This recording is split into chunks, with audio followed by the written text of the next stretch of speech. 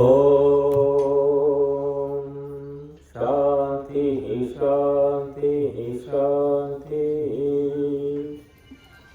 బంధువులారా, మనము పౌర్ణమి యజ్ఞాన్ని నిర్వహించుకున్నాం. యజ్ఞభూమి, వేదభూమి మన దేశం. ఇది మన నిజమైన గుర్తింపు. ఒకప్పుడు ఊళ్ళల్లో కొత్త వాళ్ళు ఎవరైనా వస్తే, ఎవరు బాబు నువ్వు, ఎవరింటికి, మీ నాన్న పేరేంటి, అమ్మ పేరేంటి అని అడిగేవాడు. అట్లాగా భారతదేశంలో అన్ని దేశాల్లోకి ప్రత్యేకత ఏమిటి ఈ దేశంలో అంటే, యజ్ఞము చేయడము, వేదము చదవడము, దానము చేయడం. యజ్ఞము, దానము, వేదం, ఈ మూడు ఇక్కడ లేవు, ఏ దేశంలో లేవండి. ఏ దేశంలో అయినా వండుకోవడం తినడం తప్ప వేరే ప్రోగ్రామ్ ఏమీ లేదు. వండుకోవడము లేదనుకోండి, రెడీమేడ్ తెచ్చుకొని వేడి చేసుకొని తింటారు. మన దేశంలోనే మనము యజ్ఞము దేవతలకు సమర్పించిన తర్వాత తింటాం. దానము ఒకరికి పెట్టిన తర్వాత మనం తింటాం. వేదము ఆత్మ పరమాత్మల చింతన. కాబట్టి ఇటువంటి గొప్ప పరంపర మన దేశం కలిగి ఉంది. ఆ పరంపర ఇప్పుడు చాలా మటుకు నష్టమైపోయింది. నలుగురికి వండి పెట్టే ఓపిక కూడా ఎవరికి లేదు. లేదు అంటే సంకల్పాన్ని బట్టి ఉంటుందండి. శ్రద్ధాసక్తులు చెయ్యాలి అనుకుంటే కింద మీద పడి చేయవచ్చు, ఎందుకు అవసరం లేదనుకుంటే వదిలేయచ్చు. కాబట్టి ఆ శ్రద్ధాసక్తులు నశించాయి. కారణం ఏమిటంటే భౌతిక ప్రభావం. ఈ మన చుట్టూ కూడా మెటీరియలిస్టిక్ థింకింగ్ అంట, భౌతికమైన ఆలోచనలు పెరిగిపోయాయి. కనుక వండడం కంటే తెప్పించి ఏదో తినిపిస్తే అయిపోతుంది అనుకుంటున్నారు. కాబట్టి శ్రద్ధాసక్తులు చాలా సూక్ష్మమైనవి, ప్రధానమైనవి. ఆధ్యాత్మికంలో నువ్వు ఎంత లావుగా ఉన్నావు, ఎంత తెల్లగా ఉన్నావు, ఎంత అందంగా ఉన్నావు, ఎంత బలంగా ఉన్నావు, ఎంత డబ్బులున్నాయి, ఇవేమి పనికిరావు. ఆధ్యాత్మికంలో నీకు శ్రద్ధ ఎంత ఉంది, నీకు ఆసక్తి ఎంత ఉంది, దాన్ని బట్టే ఆధ్యాత్మికంలో మనము ముందుకు వెళ్తాం. మిగతావన్నీ భగవంతుడు ఏది పట్టించుకోడు. నువ్వు ఆడ, మగ, బాలుడా, వృద్ధుడా, పొడుగా, పొట్టా, ఇవేం అవసరం లేదు. భగవంతుడు శ్రద్ధ ఉందా, ఎంత ఉంది, 5%, 10%, ఎంత శాతం ఉంది నీ దగ్గర? శ్రద్ధను బట్టే మనిషి ముందుకు వెళ్తాడు. బట్ ఈ ఆధ్యాత్మికమైన శ్రద్ధ చాలా కష్టం. ఒకరోజు అంటే మీరు వచ్చి కూర్చున్నారు, నెల రోజులు ఉండమంటే ఎవరు ఉంటారు? సరే, పని పాట లేకపోయినా ఎవరు ఉండరు. పని పాట లేని వాళ్ళు 3 మంది తిరుగుతున్నారు తిరిగే, కానీ ఉండరు. ఎందుకంటే దీనికి సంబంధించిన శ్రద్ధ లేదు వాళ్ళు. ఇంకా వేరే దాని మీద ఉంటే ఉండొచ్చు. కాబట్టి వీణ వాయించడం వచ్చిన వాళ్ళు సితార్ వాయించలేరు, సితార్ వాయించడం వచ్చిన వాళ్ళు గిటార్ వాయించలేరు. దేనికది సపరేట్. చూస్తే ఒకేలాగా అనిపిస్తాయి మనకు. కనుక శ్రద్ధాసక్తులు పెంపొందడం కఠినం, కానీ ప్రయత్నిస్తే కఠినమేమీ కాదు. మనిషి ప్రయత్నం చేస్తే సాధ్యం. అంటే ఈ యజ్ఞశాల ఏమిటి అంటే, ఇది సంస్కారశాల. ఇక్కడ మనం సంస్కారం నేర్చుకోవడానికి రావాలి. చదువుకోవడానికి బోర్డు స్కూళ్ళు ఉన్నాయి, కాలేజీలు, యూనివర్సిటీలు ఉన్నాయి. అక్కడ సంస్కారం ఉండదమ్మా. సంస్కారం ఎక్కడ వస్తుంది? గురువు దగ్గర, యజ్ఞశాలలో వస్తుంది. గర్భంలో, కడుపులో ఉన్నప్పుడే రావాలి, లేకపోతే. చాలా మందిని మేము చూస్తూ ఉంటాం, రకరకాల ఊళ్ళకు వెళ్తూ ఉంటాం, ఎంతో మందిని కలుస్తూ ఉంటాం. కనీసం ఎలా మాట్లాడాలో కూడా తెలియని వాళ్ళు కోట్ల మంది ఉన్నారు. తల్లికి తండ్రికి తెలియదు, ఆ తల్లి తండ్రి తెలియని వాళ్ళు పిల్లల్ని వేస్తే వాళ్ళకు కూడా సంస్కారం రాదు. ఒకరి ఇంట్లో ఎలాగ వెళ్తే ఆ ముసలిది వచ్చిందా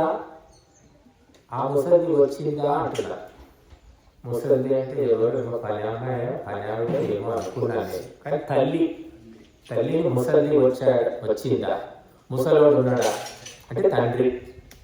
ఇలా మాట్లాడే వాళ్ళు ఎవరో కాదు, కొడుకు కోడలు వీళ్ళే. ఇటువంటివి కూడా జరుగుతున్నాయి. ఇక కొడుకు బాబు బుజ్జి చిన్న కన్నా ఆయన ముద్దుగా పిలుచుకునేవాళ్ళు ఉన్నారు. వాడి 30 ఏళ్ళు వచ్చినా చిన్న కన్నా అనేవాడు. కొంతమంది రే ఎక్కడున్నారా అంటే జీతగాడ పనివాడ మనకు తెలియదు, కొడుకునే మాట్లాడేది పిలిచే. అలాగా సంస్కారహీనమైన వ్యక్తులు కోట్ల మంది ఉన్నారు. కొడుకుతో ఎలా మాట్లాడాలి, తండ్రితో ఎలా మాట్లాడాలి, గురువుతో అసలే తెలియదు. మమ్మల్ని అయితే చాలా మంది నువ్వు లేవంటావు కదా, నువ్వు పోయినావంట కదా, నువ్వు ఎప్పుడు వస్తావు నువ్వు అంటే ఇది కేవలం డబ్బులు సంపాదించుకుంటున్నారు లక్షలు.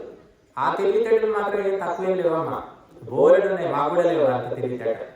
కానీ గురువుతో ఎలా మాట్లాడాలి మర్యాదగా, తల్లితో ఎలా మాట్లాడాలి, అత్తతో ఎలా ఉండాలి, కొడుకుతో ఎలా ఉండాలి, కనీసం తెలియని వాళ్ళను మేము అంతగా చూస్తున్నాం. ఈ ఊళ్ళో కూడా చూస్తున్నాం, ప్రతి ఊళ్ళో చూస్తున్నాం. ఎందుకంటే దాన్ని ఎవరు పట్టించుకోవద్దు. డబ్బు ఉంది అయిపోయింది, డబ్బు ఉంటే సార్ అన్ని పాపాలు మాఫీ. అది దోషము తప్పు అని కూడా అనుకునే వాళ్ళు ఉన్నారు. మా తెలంగాణ అంతేనండి, తెలంగాణలో ఇలాగే మాట్లాడతాం. మరి మేము కూడా తెలంగాణలో పుట్టాం, హైదరాబాద్లో పుట్టాం, మేము పల్లెటూరులో కాదు మళ్ళీ. కాబట్టి నేర్చుకోవాలి, మార్చుకోవాలి, తెలుసుకోవాలి అనేటటువంటి జిజ్ఞాస ఉంటే అన్ని మార్చుకోవచ్చు, తెలుసుకోవచ్చు. ఏముంది ఎలాగో అలా నడిచిపోతుంది, 30 ఏళ్ళకి వచ్చాం, 40 ఏళ్ళకి వచ్చాం, ఇంకా మారేదేముంది అని ఈ రకంగా మనుషులు ఫిక్స్ అయిపోతున్నారు. కాబట్టి సంస్కారం రావడం కష్టం. తినేటప్పుడు కూడా మీరు చూడండి, ఊళ్ళల్లో కానీ పట్టణంలో కావచ్చు, ఊళ్ళో ఎక్కడైనా కావచ్చు, ఎలా తింటున్నారు ఒక్కొక్కరు. పద్మాసనం వేసుకుని కూర్చొని ఎంతమంది తింటున్నారు, కుర్చీలకు అలవాటు పడిపోయారు. మాట్లాడకుండా మౌనంగా ప్రశాంతంగా తినాలి చాలా మంది తెలియదు. ముచ్చట్లు చెప్పుకుంటూ, నవ్వుకుంటూ, జోకులు వేసుకుంటూ, టీవీ చూసుకుంటూ, సెల్ ఫోన్ మాట్లాడుకుంటూ ఎంతోమంది తింటున్నారు. అది పాపము, నేరము, దోషం అని కూడా తెలియదు. ఇక బాబటి వాళ్ళు చెప్తే మేమే పాపము, చెప్పడమే పాపము, చెప్పడమే దోషం. ఇది మేము చెప్తున్న మాటలు కాదు, మా సొంత మాటలు ఏమీ లేవు, అన్ని శాస్త్రాల్లో ఉన్నాయి. ఆ రకంగా ఆహారం తింటే నీకు శాంతి దొరుకుతుంది, ఆరోగ్యం ఉంటుంది, ప్రశాంతత. కనీసం తినే పద్ధతి కూడా తెలియని వాళ్ళు ఉన్నారు కోట్ల. విదేశీయుల పద్ధతులు మనం అవలంబిస్తున్నాం. కుర్చీలో కూర్చొని తినకూడదు, జబ్బులు వస్తాయి అని చెప్తున్నారు, డాక్టర్లే చెప్తున్నారు. మళ్ళీ నిలబడి తినకూడదు, నడుచుకుంటూ తినకూడదు అని నేను సరే మహర్షులు ఎప్పుడో చెప్పారు, వదిలేయండి. ఇప్పుడు డాక్టర్లు చెప్తున్నారు కదా, టేబుల్ సిస్టమ్ కింద కూర్చొని మొత్తం విశ్రాంతి స్థితిలో కూర్చొని తింటేనే ఆరోగ్యము అని చెప్తున్నారు. మట్టి పాత్రలో తినట్టున్నారు. స్టార్ హోటల్కి పోతే మట్టి పాత్రలు ఉంటాయి, ఇత్తడి పాత్రలు ఉన్నాయి. స్టార్ హోటల్స్ లో ఉన్న ఇత్తడి పాత్రలని తీసి బయట వారేసాం, మనం అమ్ముకున్నాం. బరువు, తోమడం కష్టం. మరి అది ఎప్పుడైతే ఇత్తడి పాత్రలు ఇంట్లోంచి బయట పారేసామో మోకాళ్ళ నొప్పులు మొదలయ్యాయి. ఇత్తడి పాత్రలో తిన్నన్ని రోజులు ఎవరికి మోకాళ్ళ నొప్పులు లేవు. ఎందుకంటే ఇత్తడి పాత్ర నుంచి మనకి ఇత్తడి అంటే మెటాలిక్ ఎనర్జీ అంటాం. మెటాలిక్ ఎనర్జీ వచ్చేది మనకు ఇత్తడి పాత్రలు. రాగి పాత్రలో కూడా వండుకునే వాళ్ళు, దానికి ఆ పూత వేయించి రాగి పాత్రలో తినేవాళ్ళు. అన్ని పారేసాం, చెత్త. పనికి మారినటువంటి సిల్వరు, అల్యూమినియము, రబ్బరు, స్టీలు, ఇంకేమేమో తెచ్చి పెట్టుకున్నా. స్టీల్ పర్వాలేదు, ఎందుకంటే స్టీల్ ఇనుము నుంచి వస్తుంది కాబట్టి గుడ్డిలో నెల. కానీ అసలు అల్యూమినియం పనికే రాదు. సత్తు పాత్రలు అంటారు దాన్ని. సిల్వర్ పూర్వం బిచ్చగాళ్ళ దగ్గర ఉండేవారు, బిచ్చం వెతుకునేదానికి. వాడు ఇప్పుడు అందరూ బిచ్చగాళ్ళు అయిపోయారు. జైల్లో కూడా తొందరగా చావడానికి అంటారు చెప్తున్నారు. కాబట్టి సంస్కారం అనేది కేవలం మాటలోనే కాదు, ఆహారంలో, వ్యవహారంలో, ఆలోచనలో, పద్ధతుల్లో ఎక్కడ కూడా మన సంస్కారం ఎంఏ ఎంఎస్సి ఎంఏ చదివామంటున్నారు. ఎవరింటికి పోయినా మాకైతే ఒక పద్ధతి కనిపించడం లేదు. ఆహారంలో విహారంలో వ్యవహారంలో ఎక్కడ కనిపించట్లేదు. అమ్మ మీరు ఎంఎస్సి చదువుకున్నారు కదా, మీకు తెలియదా ఈ అల్యూమినియం పాత్రలు వాడద్దు, ఇది మంచిది కాదని అని మీరు నెట్లో కూడా చూసుకోండి అమ్మ అని చెప్తే కూడా వాళ్ళు మళ్ళీ ఇంటికి వెళ్ళమని అలాగే వాడుతున్నారు. ఏవో పుట్టి సార్లు చెప్తూ ఉంటారు. అంటే మార్పు అనేది ఎవరికి వాళ్ళు ప్రయత్నించి ఆలోచించి తెచ్చుకోవాలి. ఇంటింటికి గవర్నమెంట్ రాదు, ఇంటింటికి ఏ పార్టీ కార్యకర్త రాదు, ఇంటింటికి ముఖ్యమంత్రి రాడు, ఇంటింటికి మేము కూడా రాము. మనుషులు ఎందుకు సత్సంగము, ఎందుకు ఇక్కడ మిమ్మల్ని కూర్చోబెట్టి చెప్తున్నాము అంటే కొన్ని విషయాలు పుస్తకాల్లో ఉంటాయి, ఎన్నో ఉన్నాయి, ఇంతకంటే ఎక్కువ ఉన్నాయి. చదివే ఓపిక లేదు, తీరిక లేదు. కాబట్టి 4 ముక్కలు విని బాగుపడాలి. సత్సంగం వల్ల ఎంతో లాభం అన్నారు. బస్తా బియ్యం ఉంటాయి కానీ వండుకున్న పావు కిలోనే మన కడుపులోకి వెళ్తుంది. పుస్తకాలు ఎంతున్నా కూడా 4 మాటలు వింటే ఆ ఎక్కితే ఏమైనా వారం వస్తుంది. ఇప్పుడు కేవలము ఏటీఎం మిషన్లలాగా మారిపోయారు మనుషులు. సంపాదించడం టైం లేదు అంటారు. ఇక ముఖ్యంగా ఈ అకాపురులతో మరి ఓవర్ యాక్షన్ అంటారు. అది రియల్ యాక్షన్ కాదు, ఓవర్ యాక్షన్. ఓవర్ యాక్షన్ కు ఏమవుతుంది, సైడ్ ఎఫెక్ట్స్ ఉంటాయి. రియల్ యాక్షన్ కు సైడ్ ఎఫెక్ట్ ఉండదు. కాబట్టి ఒకరిని చూసి ఒకరు, ఇది ఒక రోజులో ఇలా తయారైంది కాదు. ఒకరిని చూసి ఒకరు, కూలిని చూసి నక్క వాతలు పెట్టుకుంది. అట్లాగా ఒకరిని చూసి ఒకరి రకంగా ఒక గుంపు ఊరే తయారైపోయి. బట్ ఇది మార్చుకోవాలి అని కూడా మారుతాం.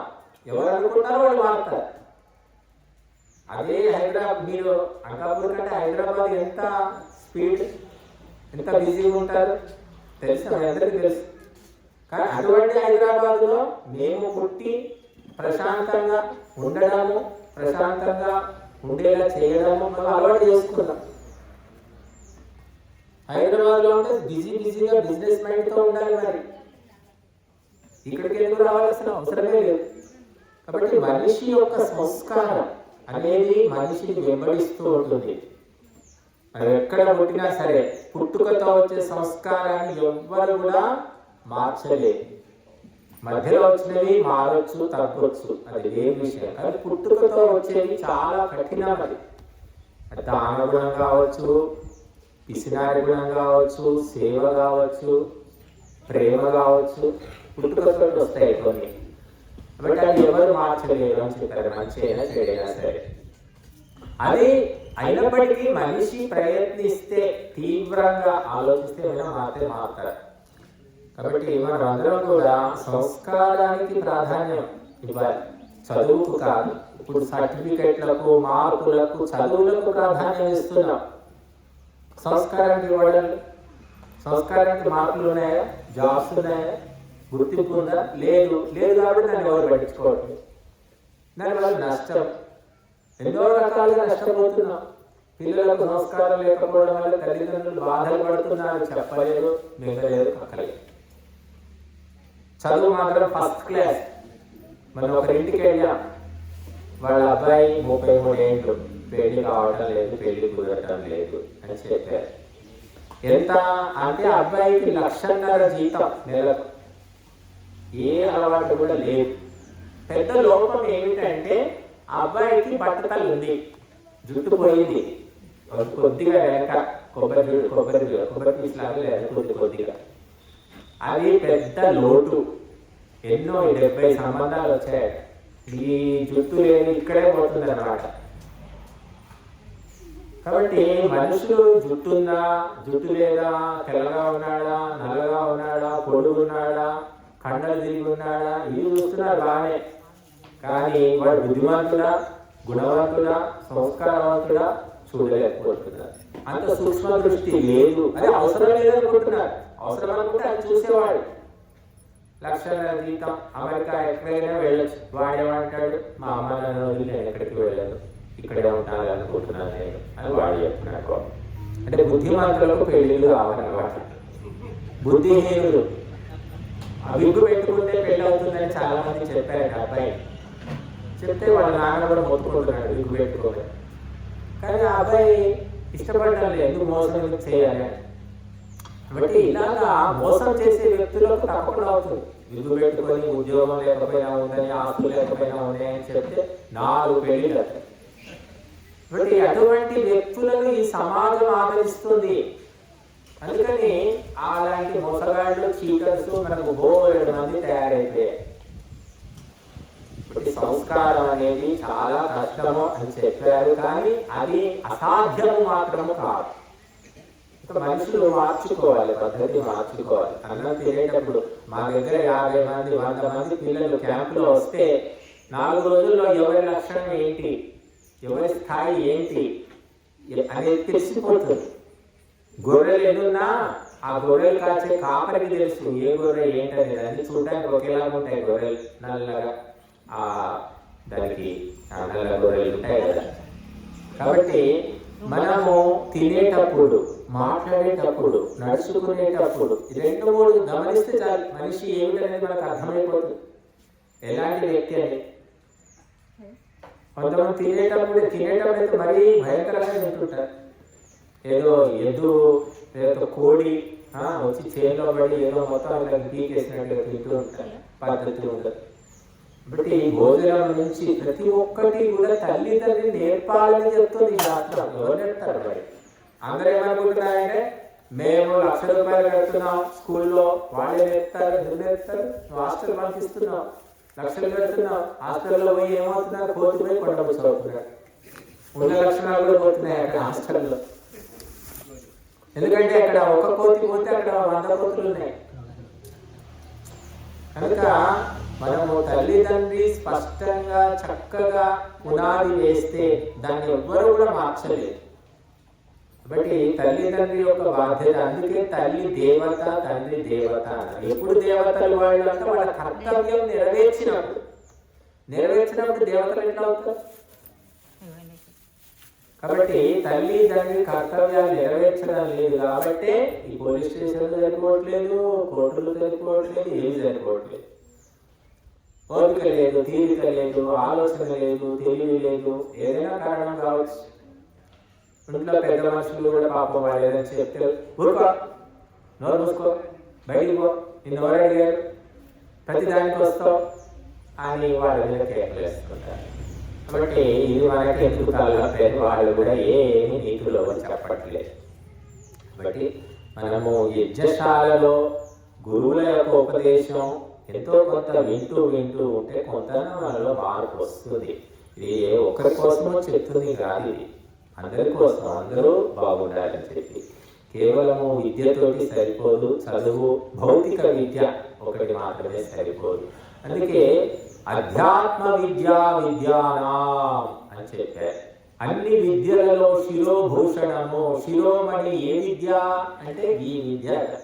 ఈ అన్ని వదిలిపెట్టి ఎవరైతే కూర్చుంటాడో వాడే అందరికీ గురువు అని చెప్పారు.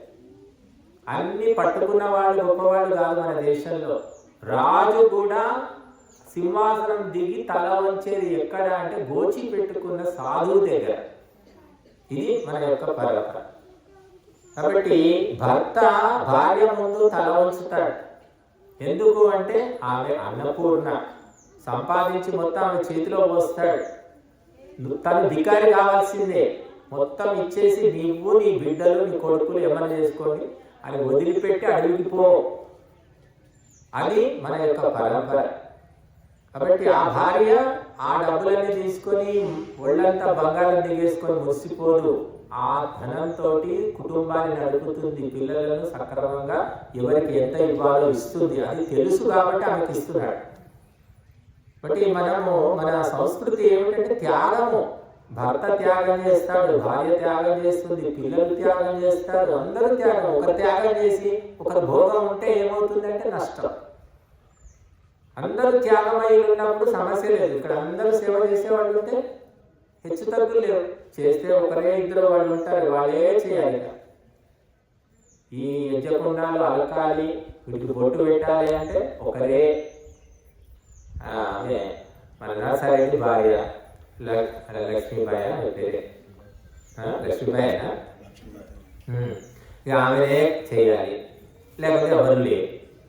అంటే ఈ రకంగా ఉండద్దు. అందరూ భాగాన్వితులు అయినప్పుడు అప్పుడు అందరికీ సంస్కారం వస్తుంది, అందరి లోపల సేవ ప్రేమ అనేవి వికసిస్తాయి.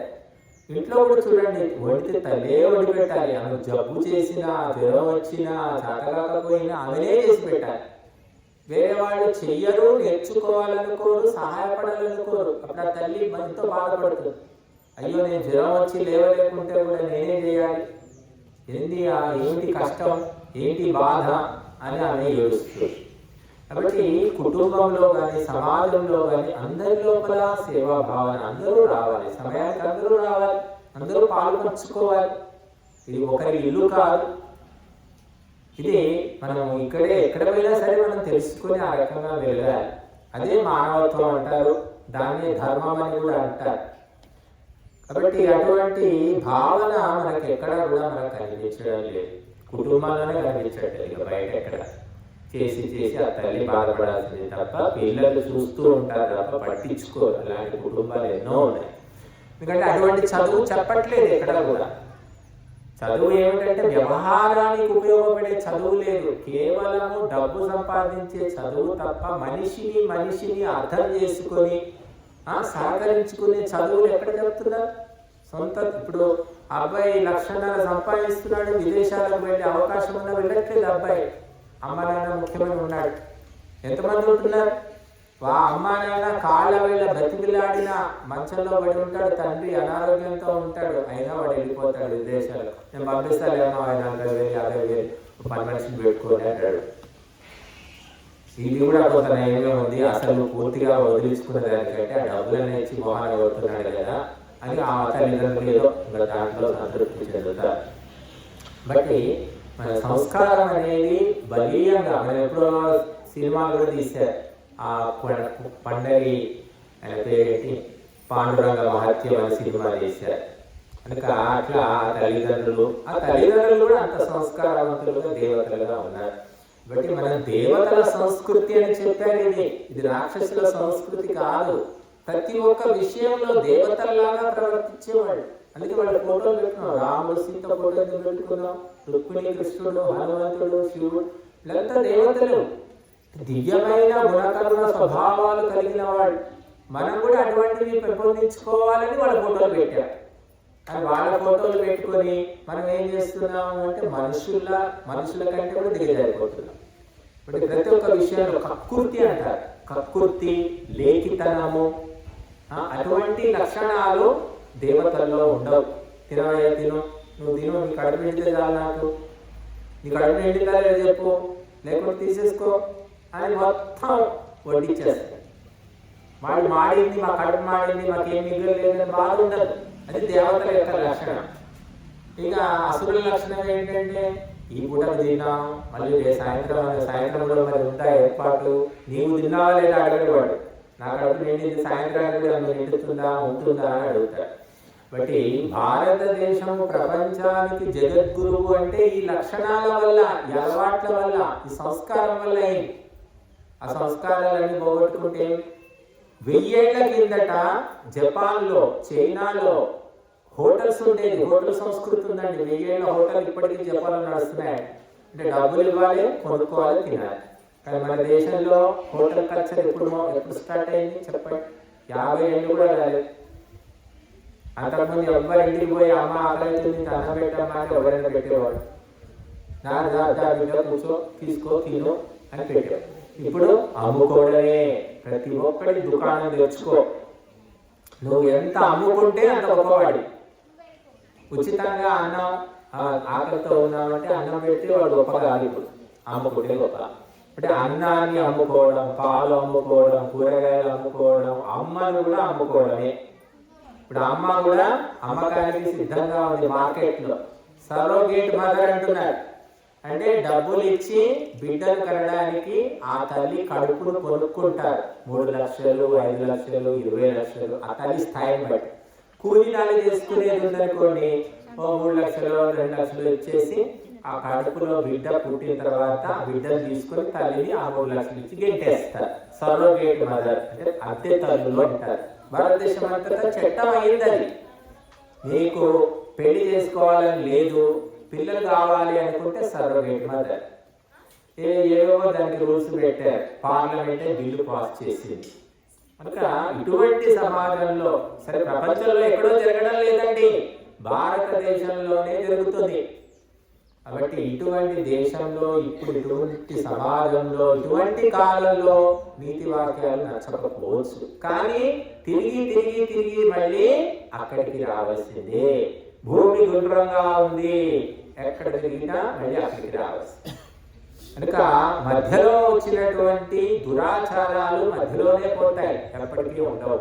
కాబట్టి మనందరం కూడా సంస్కారాలు పెంపొందించి ప్రయత్నం చేయాలి. సంతానంలో, కుటుంబంలో, సమాజంలో, దేశంలో సంస్కారం అనేది చాలా గొప్పది. కొన్ని వీడియోలు చూస్తుంటాం, కుక్క పిల్లలు అవి సమయానికి బెల్లు కొట్టగానే వచ్చి తిరిగిపోతాయి. ఆ వాటి పళ్ళెం ఎక్కడుందో వాటికి అక్కడికే వస్తాయి అన్నమాట. డిసిప్లిన్. కుక్కలు పిల్లలు కూడా ఎంతో డిసిప్లిన్ గా ఉన్నట్టు మనం చూస్తున్నాం ఈనాడు. అంటే మనుషులకు డిసిప్లిన్ రావట్లేదు అంటే దాని గురించి ఫోకస్ చేయడం లేదు మనం. ఎవరైతే ఆ రకమైన ట్రైనింగ్ ఇస్తారో తప్పకుండా డిసిప్లిన్ ఉంటుంది. కాబట్టి తల్లిదండ్రులు ప్రత్యేకంగా పిల్లల యొక్క క్రమశిక్షణ గురించి కానీ సంస్కారాల గురించి కానీ ప్రయత్నం చేస్తే చాలా శాంతి, సుఖము, ఆరోగ్యము ఉంటాయి. లేకపోతే కక్కుర్తి మనుషులు, లేఖి మనుషులు ఇప్పటికే కుప్పలు వెళ్ళిపోయారు. లేఖితనం అనేది మనకు విపరీతంగా కనిపిస్తుంది. బట్ అటువంటి అలవాట్లు పెంపొందించుకోకుండా వాటిని తగ్గించి ఉన్నతమైన గొప్ప మంచి భావనలు, అలవాట్లు మనం కలిగించాలి. పలుగురికి అన్నం పెడితే చాలు వాడి కడుపు నిండిపోతుంది. ఎందుకంటే సంస్కారం వాడు పెట్టింది వాడి. కొంతమంది 10 మందిని లాగేసుకొని వాడు తింటేనే వాడు కడుపు నిండుతుంది. అది వాడి సంస్కారం. కాబట్టి ఆకలి అనేది సంస్కారాన్ని బట్టి ఉంటుంది. 3 రోజులు 4 రోజులు తిండి లేకపోయినా నలుగురికి తిండి పెట్టి వండి పెట్టి ఆకలితో ఉన్నా అది ఆకలిగా భావించే సంస్కారం ఉన్న వాళ్ళు ఉన్నారు. కాబట్టి అటువంటి గొప్ప సంస్కారాలను మనము తీర్చిదిద్దాలి, కలుగ చేయాలి. అది భారతీయుల యొక్క పరంపర, సంపద, నిజమైనటువంటి సంపద అది. కాబట్టి మహిళలు ఈనాటికి మనం చూస్తున్నాం, ఎన్నో బాధలు పడుతూ బయటపడకుండా, ఇంట్లో ఎన్ని కష్టాలున్నా చెప్పుకోకుండా, పుట్టింటికి చెప్పుకోకుండా, ఎవరికి చెప్పకుండా ఆ భూదేవిలాగా బాధలన్నీ మోసుకుంటూ ఏదో ఇంట్లో పడి సంసారాలు చేసుకుంటే ఇప్పటికీ 80-90% మన దేశంలో సంసారాలు నడుస్తున్నాయి. 10% విడాకులు ఉన్నాయి. చాలా తక్కువ విడాకుల శాతం ప్రపంచంలోకి భారతదేశంలోనే తక్కువ విడాకులు తీసుకునేవాడు. ఎందుకంటే ప్రతిదానికి మనం గొడవ పెట్టుకుంటే సంసారం రాగదు, ఇంటికి పోతే మళ్ళీ తలనొప్పి, ఎందుకు ఏదో ఒకటి అని అడ్జస్ట్మెంట్ అవుతూ పురుషులు కావచ్చు, మహిళలు కావచ్చు, ఎక్కువ మటుకు మహిళలే మనం చూస్తున్నాం. ఎందుకంటే మగవాళ్ళు గడప దాటి ఎక్కడైనా తిరగడానికి అవకాశం ఉంది. ఒక సంసారం చేసుకునే ఆడది గడప దాటి ఎక్కడ తిరగగలుగుతుంది, ఎంతకాలం ఉండగలుగుతుంది, ఎక్కడికి పోగలుగుతుంది? సరే ఉద్యోగం ఉంది, నెలకు 50,000 వస్తాయంటే వేరే విషయం. కానీ ఒక మామూలు మహిళలు ఈనాడు దేశంలో 70% మంది 80% ఉన్నారు. చదువుకొని జాబ్ చేసే మహిళలు ఎంతమంది ఉన్నారు? అసలు చాలా తక్కువ మంది. కాబట్టి అన్ని భరించుకొని ఉన్నారు కాబట్టి సంసారాలు నడుస్తున్నాయి. మన దేశంలో ఒక ప్రతిష్ట ఉంది. పుట్టింటికి కూడా గౌరవం ఉంటుంది, అత్తింటికి ఉంటుంది. ప్రతి చిన్నదానికి గొడవ పడకూడదు, ఇది పద్ధతి కాదు అని ఆమె గుర్తు తెచ్చుకొని సంస్కారంగా ఉండబట్టికి మగవాళ్ళ ఆటలు సాగుతున్నాయి, కుటుంబాలు నడుస్తున్నాయి. కాబట్టి సంస్కారమే అన్నిటికీ మూలము. సంస్కారం ఎంతో శక్తిని ఇస్తుంది, జ్ఞానాన్ని ఇస్తుంది, చివరికి మనిషిని దేవతగా చేస్తుంది కూడా. బట్ ఆ సంస్కారాలు సూక్ష్మమైనటువంటి కనబడవు మనకు.